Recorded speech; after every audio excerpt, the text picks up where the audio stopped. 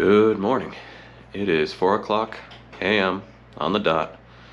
I am tired to a point that is physically painful, and we are on our way to the Trinity Site. Here we are. We are sitting in line for the Stallion Gate. It's right up there, it looks like. I think we're got a pretty good place.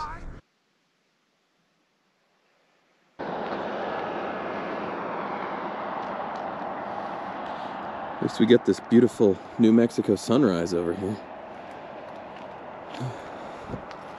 I've been sitting in line for the better part of an hour now, and still got another good hour to go, but I'm glad we got here when we did. I can see cars backed up all the way out there. Well, I'm not sure sleep is the right term for what I was able to do in the car, but at least we're here, and pretty soon we'll be able to go in. It is 8:13. After sitting for over 2 hours, we are finally moving. Well, on the plus side, they had $1 coffee because between the two of us, we have $6 in cash left. Also, there is a large beetle here. He's like the size of, you know, the tip joint of my thumb, and he has places to be. Your breakfast? He could be my breakfast. I don't know how he'd taste though. And here we are at Ground Zero. This is where in 1945 they set off the first atomic explosion, creating an artificial sun and plunging the world into a new era. And in fitting fashion, somebody is selling kitsch. Look at this Trinity Site formed during the actual explosion. Be taken up by something it's very subtly radioactive, right? Or because it set off the Geiger counter? Onto another electron, Yeah, also. it goes. Let me put that here. To move away. Because it's picking from the other radioactive stuff. Oh, okay, yeah. Yeah. So yeah, it's a little bit radioactive. Maybe. I mean, if I had one, maybe. Yeah. And here it is, Ground Zero. This is where, on July 16th, 1945, the first atom bomb actually blew up. You can see, sort of based on the people, that there's a depression in the ground right here, and that was actually caused by the explosion compacting the Earth.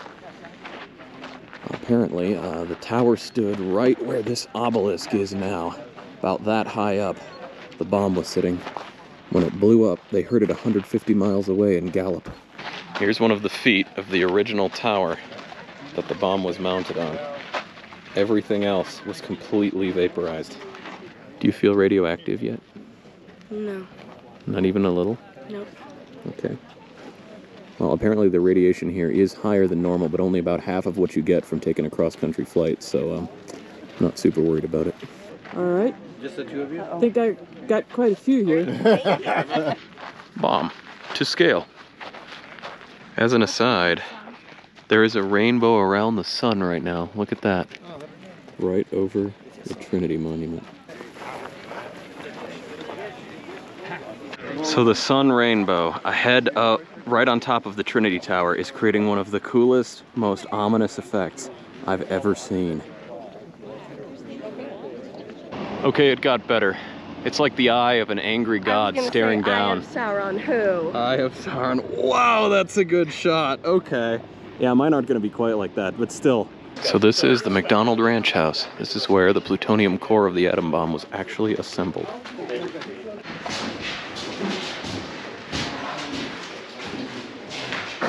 Now, before it turned into a military base, how idyllic must this have been?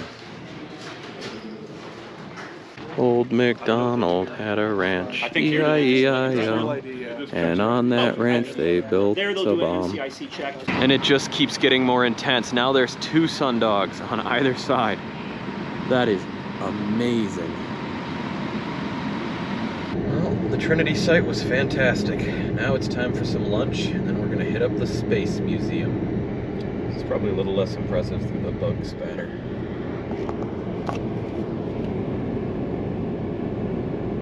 Trees.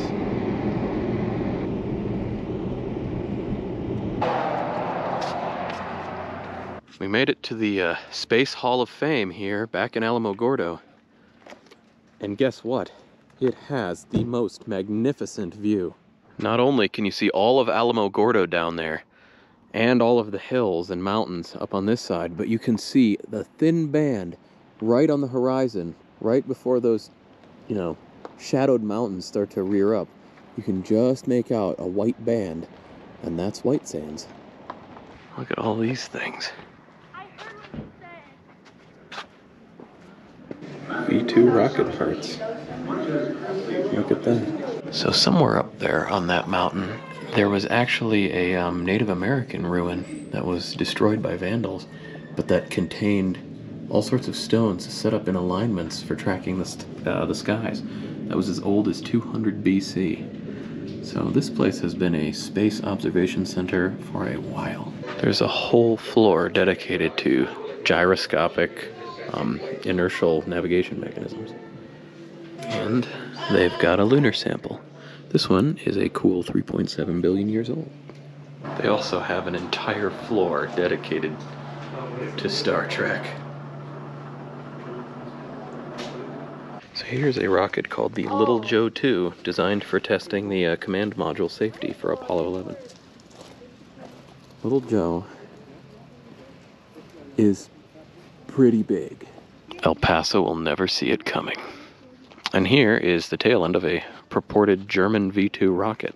This was brought here after World War II in order to determine how the rockets were made, and was used as one of the initial inspirations for a lot of the U.S. missile program in the following years. It has seen better days. Last stop of the day. Up in the mountains. Here we are at the Tunnel Vista observation point. You can see the clouds just starting to change color. We're gonna whip through that way back toward Alamogordo and see if we can get a good view of the sunset. Wow, look at that canyon. Incredible.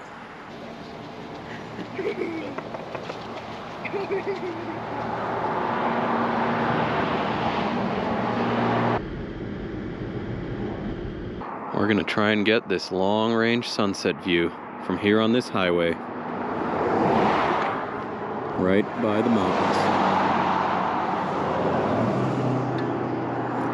This could be a place they don't want us to stop, but we only have another 10-15 minutes to go, so should be fine. All right, we're gonna test out a new preset for this sunset here. Look at that. Beautiful. Reflection off the car. Oh, look at that. That's awesome. I also have been staring at it too long. I'm like, All right. blinking. Got the sky starting to change color. Here we go.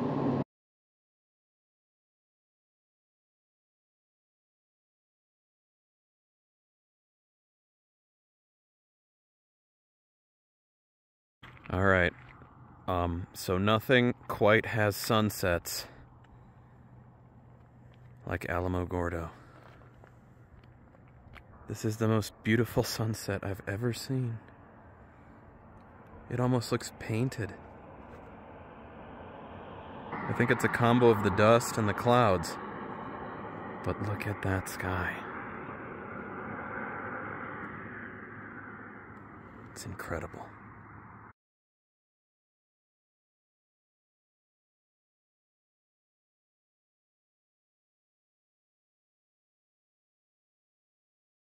It's the end of a busy day. We got to see not only an actual atom bomb test site and a bunch of spaceship parts, but also multiple incredible, almost disturbing solar phenomena. That was a lot of fun. These dusty sunsets here, where all the dust coming off of White Sands and all the surrounding area just turns the sky red and refracts the sun. It's phenomenal. And whatever that multi-sundog Eye of Sauron thing we saw earlier, that was amazing. So happy Halloween. Tomorrow we're going to set off bright and early and shoot for Carlsbad, where we'll view the canyons, and then the day after that I'm going to hike up Guadalupe Peak. So until then, good night.